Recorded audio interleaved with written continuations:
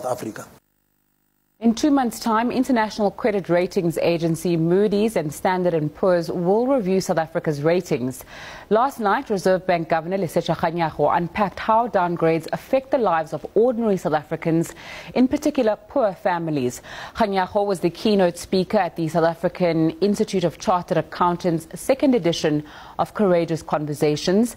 The event was hosted by the Nelson Mandela Foundation, with contributions from economist Mike Schuessler, political analyst Aubrey Machikwi, and businesswoman Rapaleng Ranbana. Lesetja Kganyago unpacked how downgrades affect poor families, and economist Mike Schuessler warned that if we don't listen to credit ratings agencies, we are the ones who will get hurt.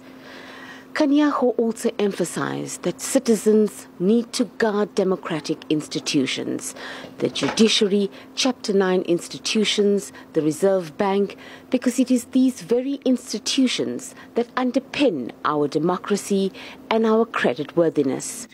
A strong message at SAICA's second edition of Courageous Conversations, hosted by the Nelson Mandela Foundation. Kganyago said we must have critical, courageous conversations based on facts and not rhetoric. We have always boasted as a country that we have got very strong institutions of our democracy. But these institutions of our democracy do not just derive their strength from the fact that they are creatures of the Constitution. You can create these institutions through the Constitution.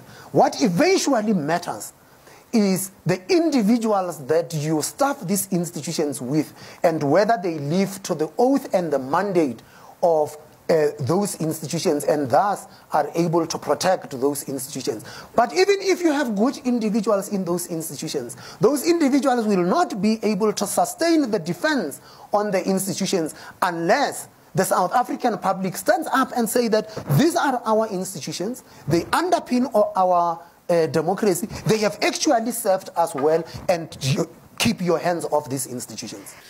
Kganyago highlighted how downgrades did not just affect people in the leafy suburbs, and gave practical examples of the impact on the lives of ordinary South Africans, especially poor families.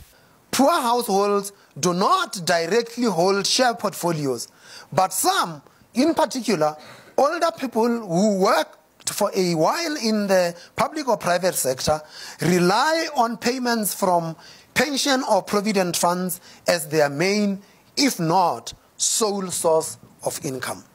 If the value of the financial assets declines, the money available in these pension and provident pools will shrink accordingly. If a state-owned utility like Eskom is forced to pay higher interest rates on its debt, such costs are likely to ultimately be passed through to their customers in the form of higher electricity tariffs, including for poorer households. One of the issues he was quizzed on was the Public Protector's report and the mandate of the Reserve Bank. On the day that it was announced, the rand depreciated, bond yields went up, the stock market declined. It generated a lot of uncertainty.